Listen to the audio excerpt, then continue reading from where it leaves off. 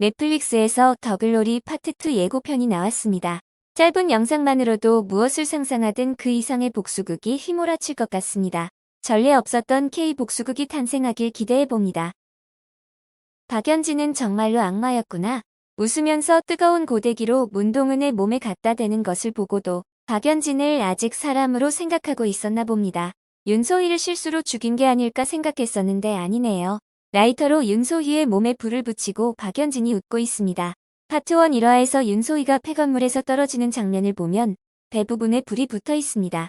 상징적인 의미로 생각했었는데 실제 상황이었네요. 박연진은 악마 그 자체였군요. 박연진이 드레스룸에서 주저앉아 있습니다.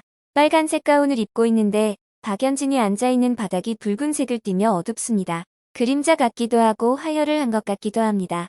눈에 눈물이 고여있고 반은 정신이 나가 있는 상태로 머리핀을 보고 있네요. 경찰들과 다급히 무언가를 찾고 있는 모습에서도 정신이 나가 보입니다. 표독스럽거나 조롱하는 표정이 대부분인 박연진의 얼굴에 저런 분위기가 나는 것은 예솔이와 관련되어 있을 때였죠. 예솔이가 학교에서 돌아오기를 초조히 기다릴 때 예솔이에게 담임이 뜨거운 거 몸에 대지 않았냐면서 다급히 몸을 살피던 때 나오던 초조한 표정보다 더 심각한 모습입니다. 예솔이에게 무슨 일이 일어난 것 같습니다. 그렇게 웃지 마.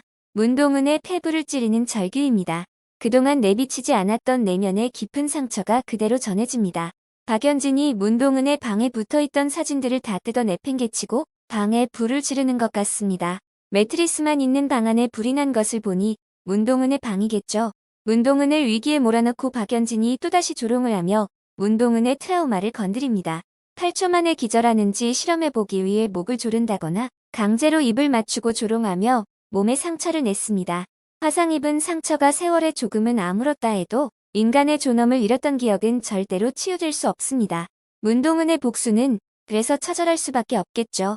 이미 죽은 거나 다름없는 영혼이 아직 버티고 있는 이유는 오로지 복수를 위해서이니까요. 원수를 친히 갚지 말고 하나님의 진노하심에 맡기라. 너는 더 나은 사람이니 용서하라는 말에 헛웃음이 나올 수밖에 없습니다. 그래서 문동은의 복수가 불안합니다. 뒤를 생각하지 않는 복수가 문동은마저 파멸로 이끌 것 같기 때문이죠. 하지만 이 이야기는 우화입니다. 권선징아, 선은 이겨야 하고 선한 사람은 해피엔딩을 맞이할 것이라 믿습니다. 하도영은 무엇을 보고 있었을까요? 하도영이 무언가를 보고 입을 틀어막고 있습니다. 상당히 충격을 받은 표정인데요. 눈동자의 모니터 화면이 비치고 있습니다. 최혜정도 태블릿을 들고 놀라는 표정을 하고 있습니다. 손명호에게 비밀번호가 696969였던 아이패드가 있었었죠. 문동은은 손명호가 SD카드라고 했습니다. 손명호는 박연진을 시에스타에서 만났을 것입니다. 증거를 남기기 위해 아이폰으로 몰래 녹화도 하고 있었겠죠. 그러나 협박하고 거금을 챙길 생각만 했지 박연진이 공격하리라고는 예상을 못했습니다. 역시 파트 1 제1화에서 에덴빌라 주인 할머니가 도기 화분을 깨는 장면 뒤에 아이폰 위로 술이 쏟아지는 장면이 나옵니다. 손명호를 죽이고 녹화 중이던 아이폰 위에 술을 쏟아부었겠죠.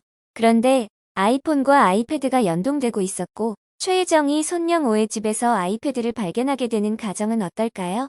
살해 장면이 다 녹화되어 있을 가능성이 높습니다.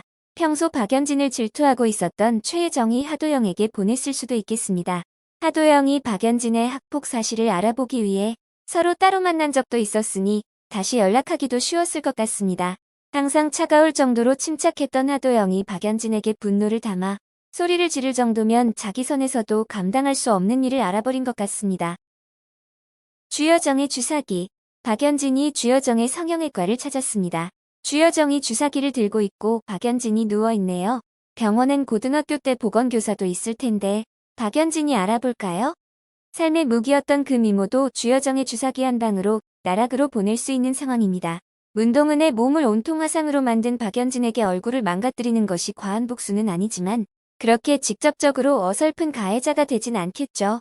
박연진이 프로포폴 같은 수면 마취를 하고 마취된 상태에서 손명호의 시체의 위치 등 박연진의 범죄 행위에 대해 유도 질문을 해서 녹음해두는 상황도 생각해 볼 수 있을 것 같습니다. 주여정이 차 안에서 오열하기도 하고 법정 같은 곳에서 사람들이 말리는 가운데 격분하는 장면도 있습니다. 아버지의 살인자 강영천과 관련되어 있어 보이는데요. 강영천 같은 사이코패스 살인자에게 가장 큰 복수가 무엇일까요?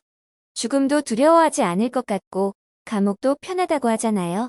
주여정이 분노를 표출하면 할수록 재미있어 하겠죠. 주여정의 칼에 죽더라도 그 과정을 즐길 것 같습니다. 너도 살인이 어떤 느낌인지 알겠지 하면서 희열을 느낄 수도 있습니다. 평생 독방에서 꼼짝 못하게 하고 심심해 죽을 때까지 벽만 보고 있게 하는 방법은 어떤가요? 김은숙 작가님이 좋은 방법이 있을 거라 생각합니다. 기대해 보겠습니다. 강현남의 위기. 박연진이 큰 반지를 끼고 자동차 창문을 두드리는 장면이 있습니다. 흐릿하지만 강현남이 차에 타고 있는 것 같은데요. 잠복하던 강현남이 발각된 것 같습니다. 한쪽 눈이 찌그러질 정도로 온통 얼굴이 다쳤는데 철창이 보입니다. 강현남이 철창 아닌지 바뀐지 살짝 스쳐가는 미소도 슬픔인지 만족을 표시하는 건지 구별이 안 갑니다. 남편을 함정에 빠뜨려 감옥에 갇히게 한 강현남이 면회를 가서 날리는 만족의 미소이기를 바랍니다. 가족이 가장 큰 가해자. 넋이 나간 듯 식당 앞에 앉아 사과를 깎아먹고 있던 문동은의 엄마가 문동은의 학교로 찾아옵니다.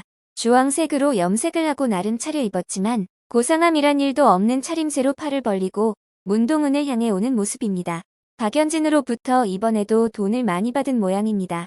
같이 있던 학교 관계자의 뒷모습만 봐도 당황한 듯 보이네요.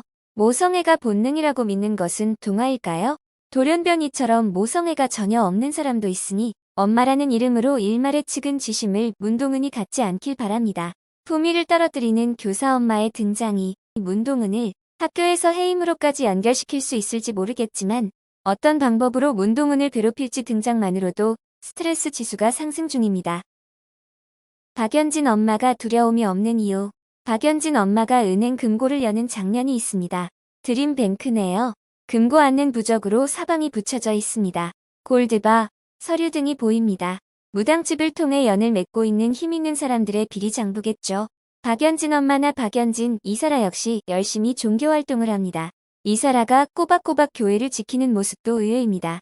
이들에게 종교의 역할은 자신의 죄를 용서받고 복을 비는 것뿐입니다. 그래서 두려움도 죄책감도 가질 필요가 없습니다. 자신들의 신이 보호해줄 것이니까요. 신이 보호해줄 텐데 이사라는 왜 머리까지 탈색을 했는지 모르겠네요. 이제 곧 신이 정말로 누구의 편인지는 몸소 깨닫게 되겠죠. 트럭에 관한 트라우마. 대형 트럭이 뭔가를 확 밀어버리는 장면이 있습니다. 강현남의 남편이 현남이 몰래 타놓은 약을 먹고 운전을 합니다. 갑자기 현기증이 나고 앞에 서 있는 자동차를 발견했지만 브레이크를 밟지 못하고 앞에 자동차를 덮쳐버립니다. 한 청년이 보도에서 전화를 걸고 있다가 돌아봅니다. 순양 자동차 작업복을 입은 그 청년이 자동차에서 자기와 똑같이 생긴 의식 잃은 청년을 끌어냅니다. 진도준 이사님 정신 차리세요. 죄송합니다. 오늘도 행복한 하루 보내세요. 구독과 좋아요 알람 설정 부탁드립니다. 감사합니다.